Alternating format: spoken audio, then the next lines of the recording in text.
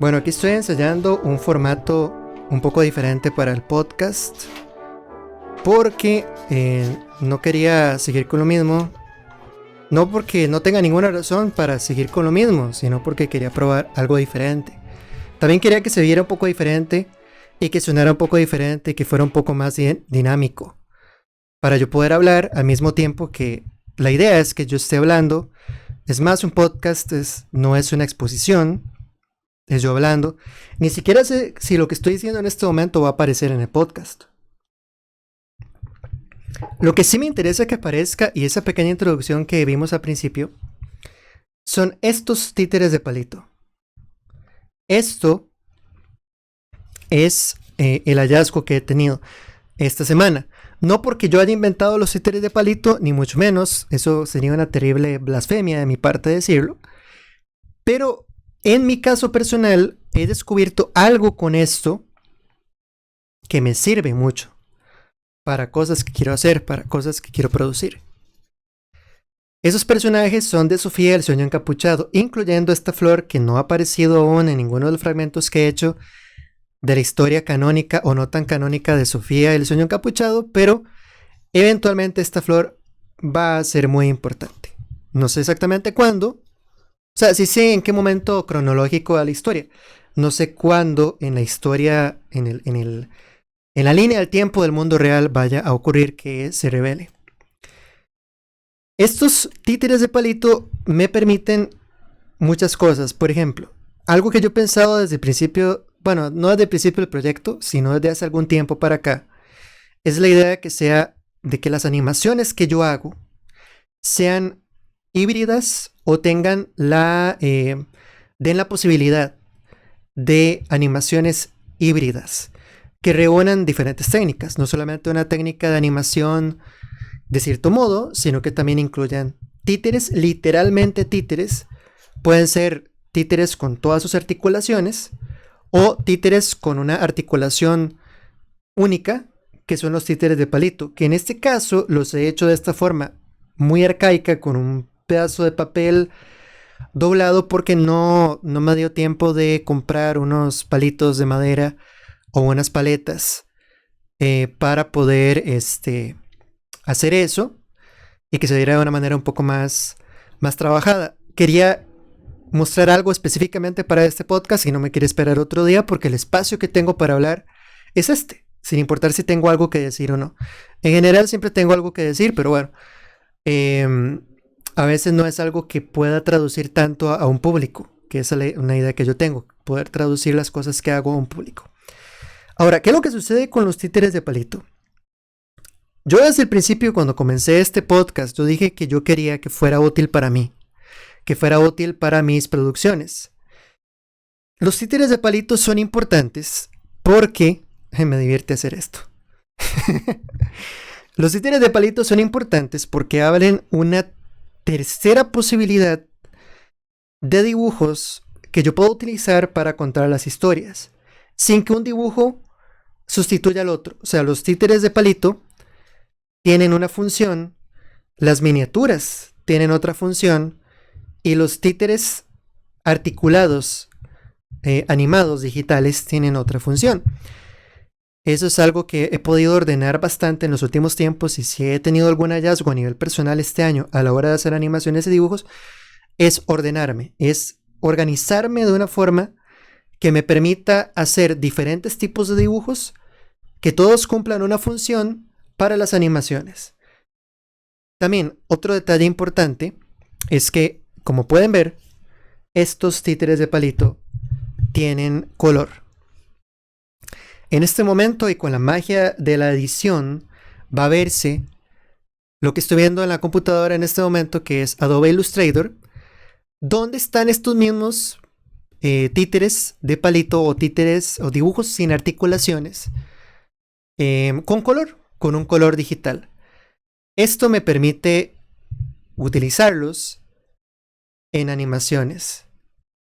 Ahora bien, voy a mostrarles una de las carpetas que tengo acá. Vamos a ver si logro ordenarme bien con las carpetas. Una carpeta que llamo Color Sprites. Sprites que suena un poco como videojuegos, pero que me gusta la idea de combinar un poco los conceptos de animación con los de videojuegos. No porque yo sea desarrollador de videojuegos, sí porque me gusta la temática de los videojuegos, me gusta cómo es que los producen. Sigo canales de YouTube donde muestran el proceso de creación, de optimización de un videojuego. No de programación, pero sí a nivel de personas que se sientan a jugar un juego, analizarlo a nivel técnico, a ver qué tipo de dificultades técnicas tienen que pasar los desarrolladores de videojuegos, que más que hoy en día los videojuegos se han convertido en algo más accesible de hacer, pero si ven los juegos más caros de hacer, los AAA games, los juegos AAA, es otra historia, donde duran 5 años haciendo un videojuego.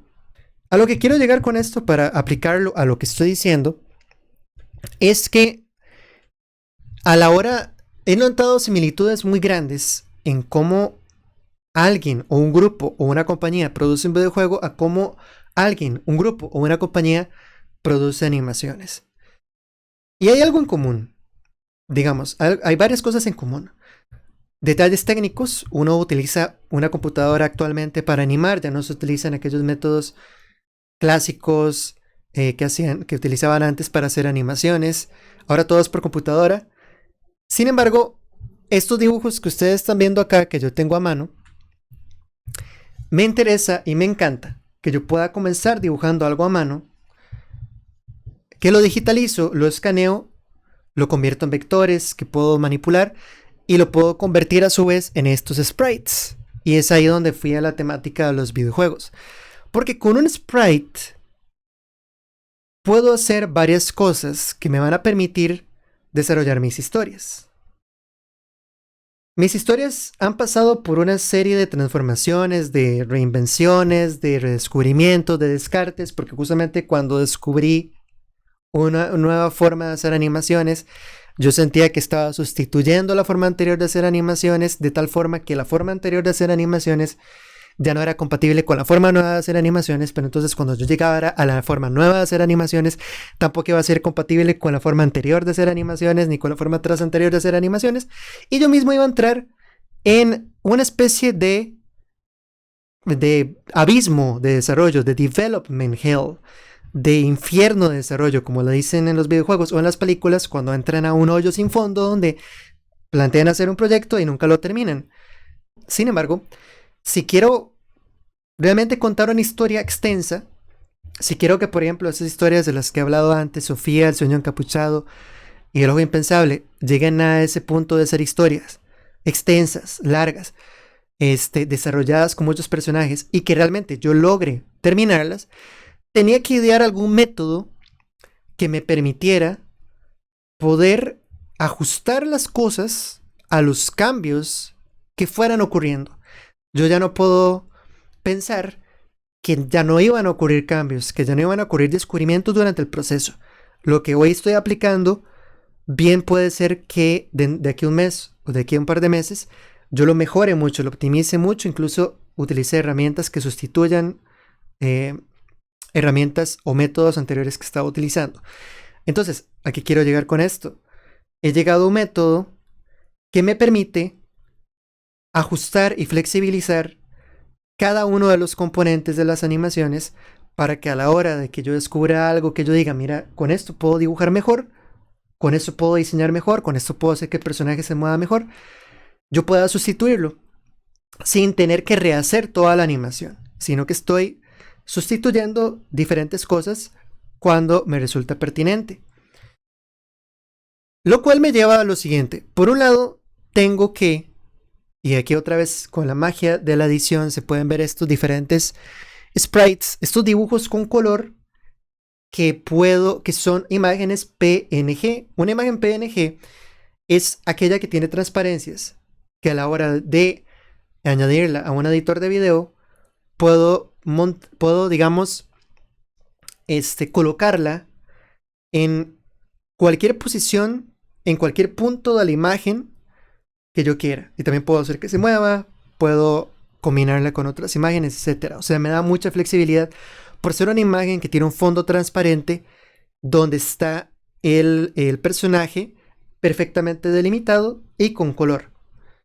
Es, digamos, llevar esto a lo digital, así con sus límites, en este caso que lo recorté con tijera, pero llevarlo a el punto donde está 100% digitalizado y donde puedo utilizarlo para añadir esta imagen, este dibujo en un fondo que sea una cascada con 1000 pescados y una ballena pasando a través de la cascada, o bien el mismo sprite, el mismo dibujo, pero en un lugar que es un volcán con lava, con un dragón saliendo de la lava, y el mismo sprite del mismo dibujo, el mismo dibujo PNG en un mundo en los cielos, donde de repente este sprite lo sustituyo por otro donde se ve de perfil, y después lo sustituyo por otro donde se ve un primer plano, donde se ven el rostro más grande, donde se ven diferentes expresiones, y etcétera. Aquí ya me podría poner a volar y hablar en este podcast durante mucho tiempo,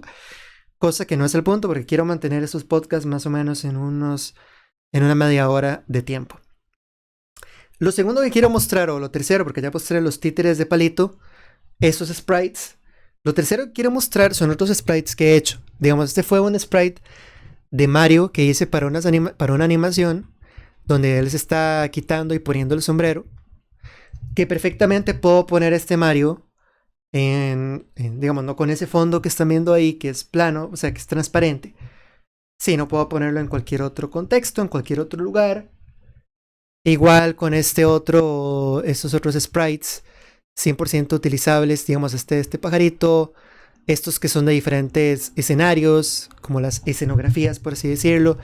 Este que es de Link, de la leyenda de Zelda, una versión más tipo títere, porque también quiero enfatizar bastante que a diferencia de estos dibujos de palito, que no tienen articulaciones, que es un solo plano, una sola imagen fija, este Link, por ejemplo, es un títere porque tiene articulaciones y yo puedo manipularlo al 100% para que mueva las diferentes partes del cuerpo y realice diferentes acciones dependiendo de lo que yo vaya ajustando. Aquí tengo otros sprites, otros dibujos que, bueno, diferentes cosas que he ido dibujando, que he ido ajustando, que he ido adaptando. Por ahora, eso es lo que quiero mostrar de eso. Y hay una tercera cuestión que quiero mostrar al momento en que estoy hablando sobre esto, que son estos 3 videos. Anteriormente hice un podcast donde yo estaba hablando con Tay y con El Ojo Impensable.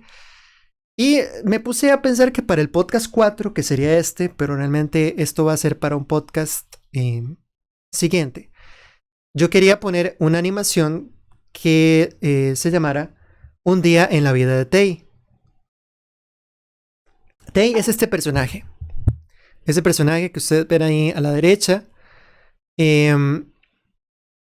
Justamente esto que estoy mostrando en este momento es un concepto, es una prueba. Sin embargo, este mismo sprite, este mismo títere, porque vean que tiene movimiento individual ¿cómo se llama? De la ropa con respecto al resto del cuerpo, también los ojos, parpadea, mueve la boca. Es totalmente manipulable, es más que un títere de palito. En este caso es un títere articulado digital. Justamente para esa animación de un día en la vida de Take, estoy planteándolo para la próxima semana. Quiero mostrar un día en la vida de Tay, no en este mundo, porque realmente el mundo de la historia del Ojo Impensable, que es donde está este personaje, es un mundo postapocalíptico donde murió el 90% de la vida en la Tierra, donde murieron de un momento a otro 7.000 millones de personas de golpe. El día que murieron 7.000 millones de personas, y no solo eso, animales y plantas, pero igual 90% de la vida en la Tierra murió. Pero en fin, no se va a ver ese mundo así tan alegre y bonito, con ese molino al fondo y esos colores, pero sí va a haber cierta alegría y todo, porque dentro de todo el mundo siguió, porque después de ese día, de ese apocalipsis, pasaron 100 años y el mundo se adaptó a la situación, y etcétera. Eso ya lo iré contando dentro de una semana. También dentro de esa historia, aquí pueden ver que estoy utilizando un títere articulado digital dibujado, que me permite mucha flexibilidad. Yo a ella le puedo cambiar la ropa, Puedo hacer que mueva los brazos, las piernas, etc.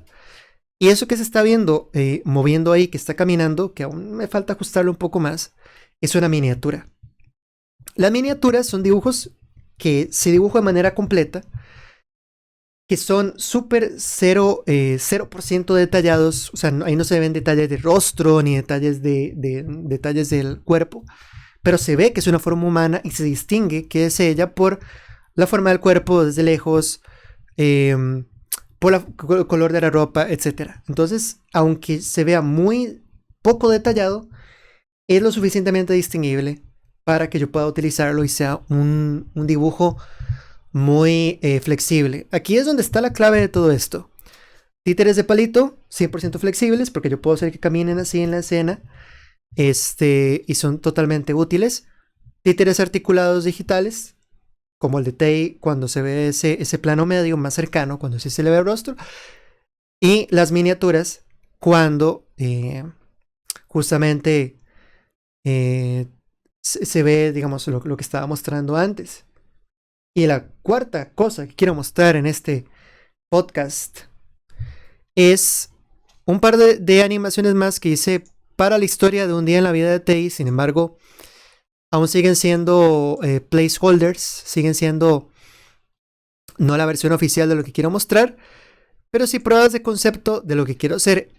Donde se ve este mundo y este perrito. Me interesa que en cada una de las animaciones que yo muestre ahora en adelante, no solamente haya color, sino que haya siempre dinamismo. Siempre haya dinamismo. Que los árboles se muevan, que las nubes se muevan, que aunque el resto del escenario pueda estar quieto, siempre haya algo dinámico, algo que se mueva. Y si todo está quieto, de repente se mueve un animal. En miniatura se mueve, entra la imagen y sale del encuadre. En el caso de este perro. Y en el caso de este pájaro, es exactamente el mismo concepto. Yo quiero que igual se vea un mundo dinámico y de repente estos seres, estos animales, estas personas, puedo poner en algún momento multitudes, en algún momento, no sé, una cascada, nubes, diferentes tipos de nubes, diferentes tipos de árboles, y de repente se mueven o se están moviendo constantemente para que uno vea que realmente es una animación y no una imagen fija. Que bueno, una animación puede tener imágenes fijas, sin embargo, la idea de ver una animación es que siempre haya algo dinámico. Entonces, por ahí va el detalle con estas exploraciones. Los títeres de palito, por supuesto, muy importante. Aquí se siguen desarrollando, aquí siguen apareciendo. Estos títeres de palito, a su vez, puedo añadirlos a uno de estos escenarios y que interactúen con una de esas miniaturas de personajes, o interactuando una miniatura de personaje o varias miniaturas de personajes con varios títeres articulados, con varios títeres de palito. Y también algo más que puede ocurrir en cualquier momento es que interactúen títeres de palito, más que nada los títeres de palito porque son más fáciles de hacer, pero también puede haber uno que otro títere articulado, o sea, que tenga alas y cola que se muevan independientemente, que yo combine con un ambiente digital. Entonces puede haber un híbrido donde perfectamente, qué sé yo, la historia de Sofía y el sueño encapuchado, o del ojo impensable, tengan una escena que de repente sea como estos videos que estoy mostrando, pero de repente hay una escena donde hay títeres interactuando al frente de una cortina negra o de un fondo verde. Entonces yo puedo montar esa imagen frente de un ambiente digital, y en fin, una infinidad más de posibilidades e ideas que podría seguir hablando de eso todo el día, pero aquí termina el podcast.